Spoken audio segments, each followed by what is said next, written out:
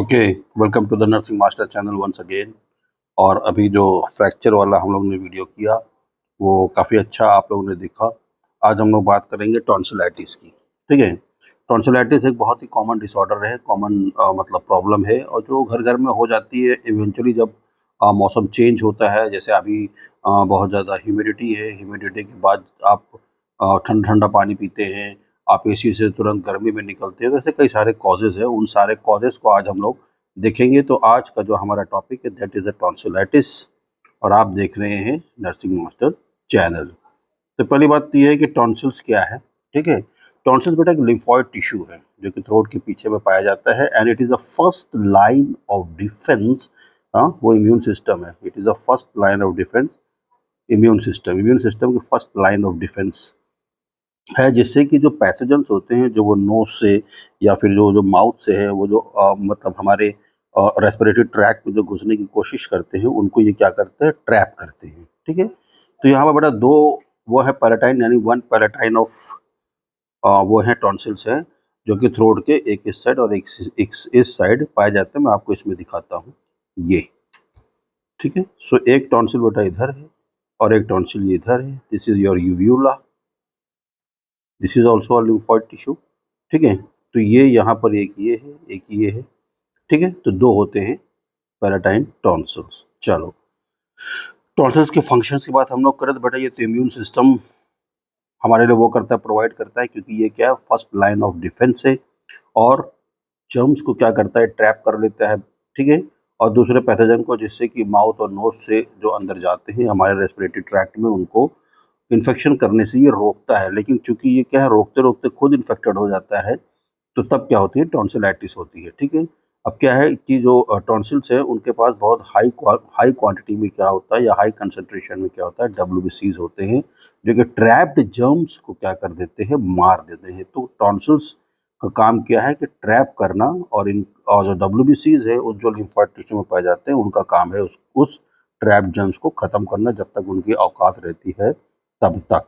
Okay, now एक चीज और भूल गया इसमें, the tonsils initiate the first immunological response to inhaled और इंजेस्टेड पैथोजेंस। ये आप समझी गए हैं। Now tonsils in children, sorry tonsillitis in children. जब बच्चों में टॉन्सिलाइटिस होता है, बच्चों में बहुत ज़्यादा कॉमन होता है टॉन्सिलाइटिस, तो कॉजेस क्या है बेटा से, तो वायरल बहुत ज़्यादा है, और स्ट्रेप्टोकोकल बहुत ज़्यादा है बैक्टीरियल में। ठीक है, so adeno virus, rhino virus, influenza virus, enterovirus क्या है, जो कि आपके जीआईटी ट्रैक्ट को भी करता है इन्फेक्ट। ठीक है, रेस्पिरेटरी सिंक्टियल वायरस और ईबी वायरस या एप्स्टीन बार वायरस, ये आप उसमें रेस्पिरेटरी ट्रैक्ट में बहुत बार पढ़े हैं। ओके, सो बैक्टीरियल इसमें बहुत इंपॉर्टेंट बेटा, खासकर स्ट्रेप्टोकोकस पायोजीन्स। स्ट्रेप्टोकोकस पायोजीन्स मतलब जो कि पस तक बना देते हैं, उसमें से भी कौन सा है, ग्रुप ए स्ट्रेप्टोकोकस है ना, ग्रुप ए स्ट्रेप्टोकोकस है, जिसे गैस भी बोलते हैं, और स्टेफिलोकोकस भी है। They both are bacteria and cocci in shape. Got the point.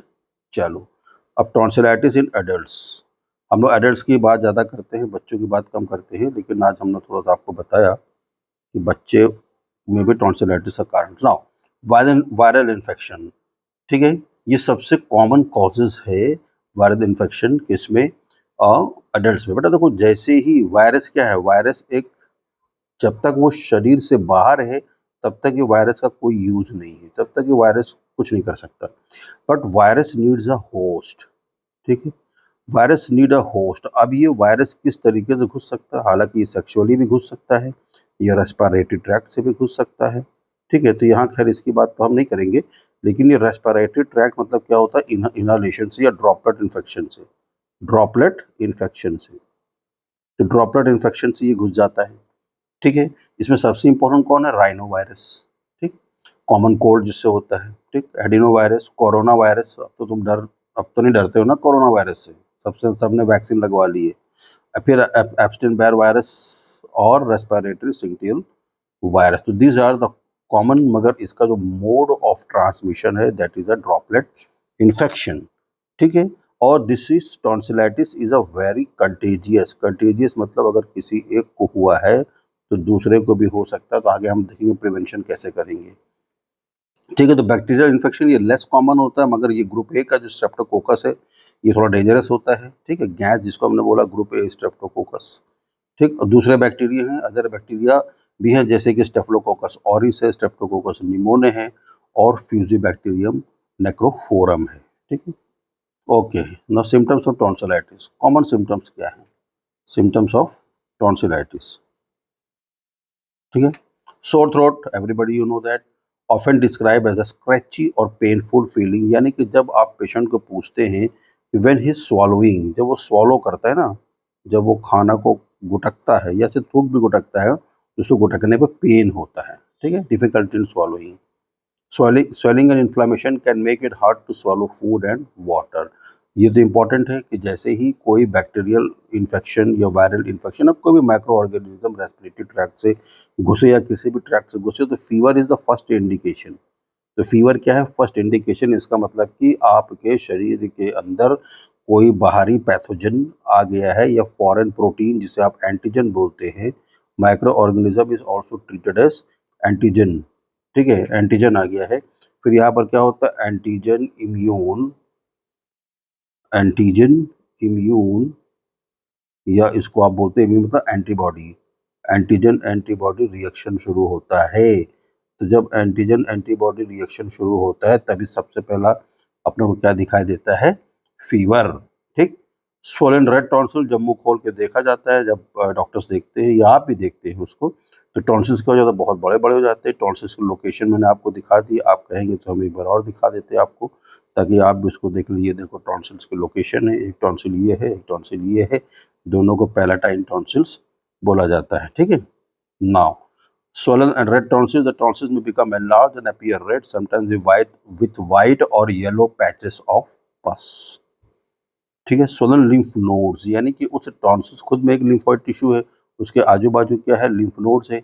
वो लिम्फ नोड्स भी क्या हो जाती है? swollen हो जाती है। तो जब आप यहाँ से चेक करते हैं, यहाँ पर चेक करेंगे तो क्या होगा? पूरा यहाँ पर आपको हार्ड हर्ट जो नेक के पास लिम्फ नोड्स है, वो क्या हो जाती है? swollen हो जाती है ड्यू टू इन्फेक्शन। तो आप जब उसको वो करते हैं, चेक करते हैं, तो वो भी क्या होती है? गांठ गांठ जैसे दिखती है। swollen glands in your neck, jaw के नीचे या कान के पीछे, ठीक है। तो ये तरीका है चेक करने का। दूसरे पोटेंशियल सिम्टम्स क्या हो सकते हैं? बैड ब्रीथ, कुछ लोग ट्रीट ही नहीं करते हैं, है कि नहीं? कुछ लोग ट्रीट ही नहीं करते हैं। तो बैड ब्रीथ, बैड ब्रीथ में क्या? Cause by the infection and debris on the tonsils, यानी कि अब जो गंदगी तुमने फैला दी है, बैक्टीरिया को तुमने हटाया ही नहीं, मतलब कि तुमने कोई भी ना होम रेमेडी शुरू करी, ना तुमने डॉक्टर को दिखाया, अपना खाते रहे गुटखा पानी स्मोकिंग सब करते रहे, हेडेक शुरू हो जाएगा। आवाज होर्सल, देखना वो क्या होते हैं? गला बैठ गया, गला चोक हो गया, तो गला बैठ गया, कर रहे, आवाजें नहीं आ रही है, ठीक है। थकावट, वो तो जाहिर सी बात है, जब वो फीवर होगा थकावट होगी। और बेटा कान में भी दर्द होने लगता है। Pain in the ears can sometimes accompany tonsillitis because of the proximity of the tonsils to the ear structure, इसीलिए कान के पास की जो लिम्फ नोड रहती है वो भी क्या हो जाती है? स्वलन हो जाती है, ठीक है। नाउ टाइप्स ऑफ टॉन्सिलाइटिस, पहला टाइप क्या है? Acute tonsillitis. एक्यूट मतलब इमीडिएट हुआ, ठीक। Usually a viral infection, but bacterial infection like वही स्ट्रेप्टोकोकस गैस जिसे बोलते हैं can also cause it. Symptoms, sudden onset of symptoms like sore throat, सबसे पहले बेटा फीवर होता है, गले में आपको थोड़ी सी प्रॉब्लम होने लगती है, रेड एंड स्वोलन हो जाता है, टॉन्सिल्स और स्वॉलिंग में डिफिकल्टी होती है, एक्यूट है, ठीक है। तो आप इसमें थोड़ा सा होम रेमेडीज करते हैं, अभी आप लोग आगे देखेंगे, तो ऑटोमेटिकली ठीक हो जाती है, इसमें कोई मेडिसिन लेने की भी जरूरत नहीं पड़ती एक्यूट टॉन्सिलाइटिस में। लेकिन टॉन्सिलाइटिस बार बार हो रहा है, बार बार हो रहा है, एक साल के अंदर कई बार हो रहा है, तो उस ऐसे टॉन्सिलाइटिस को हम क्या बोलते हैं? रिकरेंट टॉन्सिलाइटिस, ठीक है। नाउ इसका क्या वो है criteria for diagnosis, often defined as 7 और मोर एपिसोड इन 1 ईयर, तो 6 से 7 बार या 7 से 8 बार एक साल में हो रहा है। और 5 और मोर फॉर 2 कंसेक्यूटिव ईयर्स, और लगातार 2 सालों में। मेरे साथ भी ये प्रॉब्लम थी स्टार्टिंग में। मुझे बहुत ज़्यादा होता था टॉन्सिलाइटिस, एक साल में तो छोड़िए, मतलब हर 2-2 महीने में होता था, चाहे वो टेम्परेचर का फ्लक्चुएशन हो या ना हो, मौसम का बदलाव हो या ना हो, फिर भी हो जाता था। फिर मुझे मालूम चला कि मेरे अंदर क्या है? प्रोटीन डिफिशियंसी है। तो मैंने प्रोटीन की अपटेक को बढ़ाया। तो प्रोटीन अपटेक क्या करता है? Protein Uptake strengthen your antibodies, ठीक है, तो मैंने कर लिया, ठीक। ट्रीटमेंट, इसमें तो टॉन्सिलेक्टमी भी करते हैं, लेकिन पहले हम लोग मेडिकल ट्रीटमेंट करते हैं। मेडिकल ट्रीटमेंट से अगर आराम हो जाता है तो ठीक है, नहीं तो टॉन्सिल हटा ही दो, जब तुम्हें उसको केयर ही नहीं करना। नॉक्रोनिक टॉन्सिलाइटिस, है ना, लॉन्ग टर्म और परसिस्टेंट फॉर्म ऑफ टॉन्सिलाइटिस हर महीने हो रहा है, जैसे मुझे हो गए थे। फिर मैंने अपनी प्रोटीन डाइट को बढ़ाई, मैंने मास्क लगाना शुरू कर दिया, मतलब ये कोरोना से पहले की बात बता रहा हूँ, मास्क लगाना शुरू कर दिया तो अब नहीं होता, एटलीस्ट ऑलमोस्ट 10 to 12 ईयर्स हो गया। So milder but prolong symptoms including a lingering sore throat हमेशा बना रहेगा, सोर थ्रोट, बैड ब्रीथ, मुंह से खराब बदबू आती रहती है, एंड क्रोनिकली स्वोलन टॉन्सिल्स, और मतलब वो जो स्वोलन टॉन्सिल्स होगा वो एक लंबे समय के लिए स्वोलन रहेगा, दर्द बना रहेगा, हल्का हल्का शरीर में हरारत बनी ही रहेगी। ठीक है, तो इसको हम लोग डायग्नोसिस कैसे करते हैं? तो सबसे पहला फिजिकल एग्जामिनेशन है।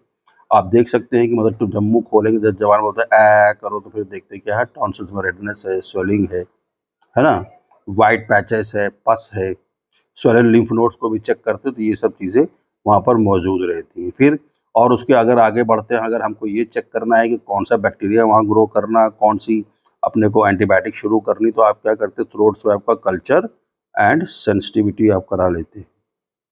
तो आप सेंसिटिविटी करा लेते हैं। Got the point? A rapid stress test cause uses a swab to collect a sample from the back of your throat to quickly check for streptococcus bacteria। Streptococcus bacteria बहुत खतरनाक होता है। इधर रैपिड टेस्ट इज नेगेटिव, अगर rapid test जो हम कर रहे हैं अगर वो नेगेटिव आता है, तब थ्रोट कल्चर को किया जाता है डिटेल एनालिसिस के लिए कि कौन सा बैक्टीरिया या कौन सा माइक्रो ऑर्गेनिज्म वहाँ पर है। तो स्ट्रेप्टोकोकस के लिए क्या करते हैं, rapid strep test. What the point? चलो, तीसरे क्या है डायग्नोस्टिक इवैल्यूएशन में, ब्लड टेस्ट, कंप्लीट सीबीसी करो। सीबीसी में क्या रहेगा, जो सीबीसी में जो आप करते हैं तो जो उसमें टीएलसी आपका क्या रहेगा, इंक्रीज रहेगा, टोटल ल्यूकोसाइट काउंट। डीएलसी में भी आपका क्या रहेगा, न्यूट्रोफिल्स क्या रहेगा, बढ़ा रहेगा, आपका मोनोसाइट्स क्या रहेगा, बढ़ा रहेगा। इसका मतलब शरीर में कोई ना कोई इन्फेक्शन हुआ, मगर ये सीबीसी ये नहीं बताएगा कि कौन सा बैक्टीरिया, मगर ये तो बता देगा कि शरीर के अंदर एंटीजन आ गया है। ठीक है, an elevated count may suggest a bacterial infection, while different patterns can indicate a viral cause such as EB virus। तो एलिवेटेड काउंट, जो ये बढ़ा हुआ काउंट है, मैंने बताया क्या बता देगा कि आपको कि बैक्टीरियल इन्फेक्शन है या नहीं है।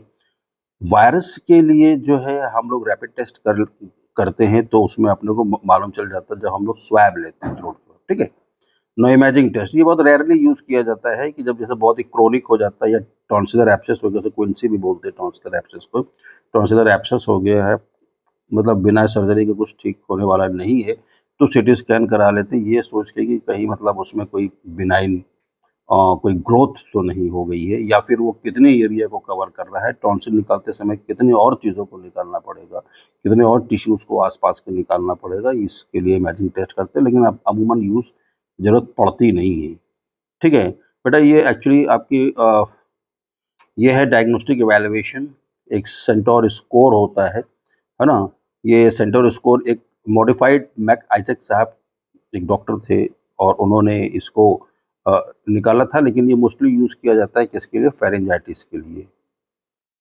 तो फेरेंजाइटिस में चूँकि थ्रोट का ही पार्ट है, सॉरी फेरिंग्स ही थ्रोट का पार्ट है, तो इसीलिए इसके लिए कुछ उन्होंने स्कोर निकाले थे, और खासकर ये किसके लिए था, बैक्टीरियल इन्फेक्शन के लिए था।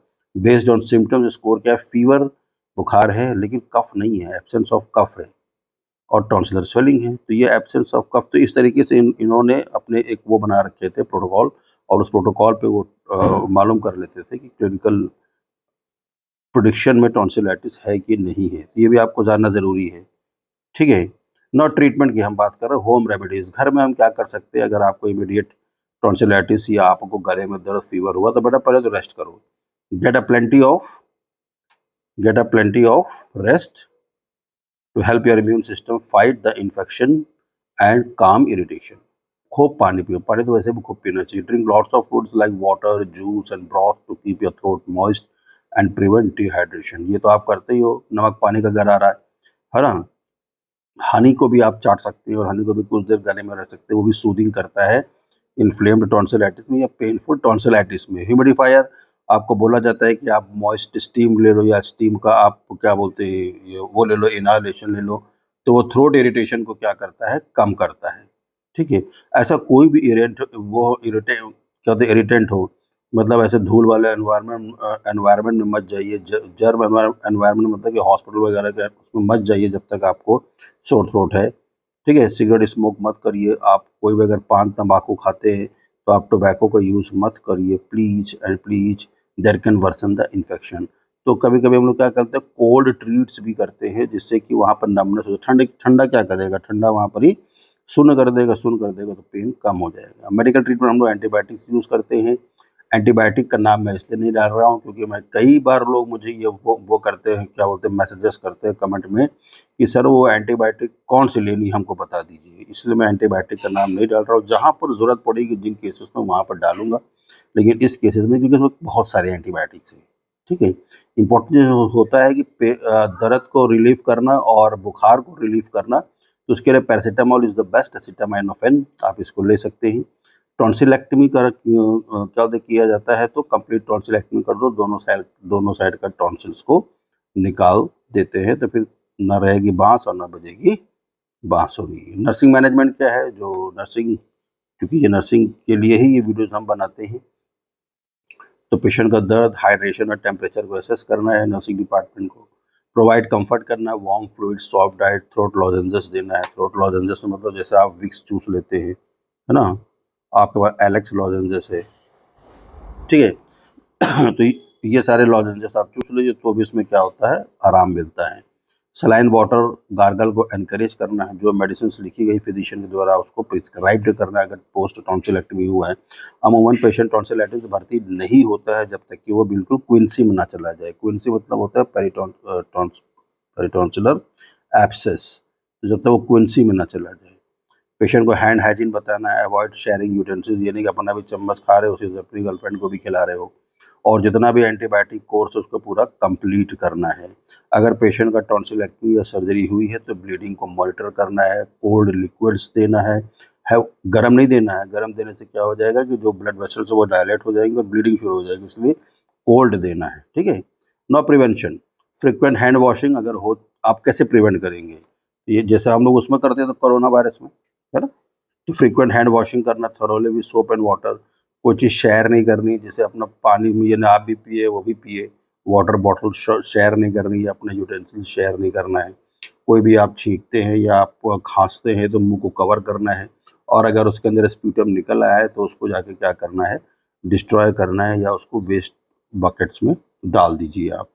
ओरल हाइजीन को मेंटेन करना है, ऐसा नहीं कि मुंह दे रहा तो बरसे नहीं करोगे। तो brush and floss regularly and consider using and antiseptic mouth wash आप यूज़ कर सकते हैं। कोलगेट के माउथ वॉश वगैरह आते हैं, है ना। अब तो बीटाडिन का भी माउथ वॉश आ गया है, तो उसको भी आप यूज़ कर सकते हैं, बीटाडिन का माउथ वॉश, लेकिन बिना डॉक्टर के पूछे नहीं करना क्योंकि उसमें पानी भी लाना पड़ता है। और कैसे प्रिवेंट कर सकते हैं आप, बैलेंस डाइट आप लीजिए, हेल्दी डाइट, जैसे मैंने बताया कि मैंने प्रोटीन डाइट शुरू कर दी थी लेना। अच्छा आराम करिए, रेगुलर एक्सरसाइज करिए, स्ट्रेस को अपने कम करिए, पानी पी पी के मस्त रहिए, ठीक है। जब आप सिक हो जाएं, जब बीमार पड़ जाएं, तब क्या करना आपको, घर ही पर रहो, लपर लपर बाहर ना भागो।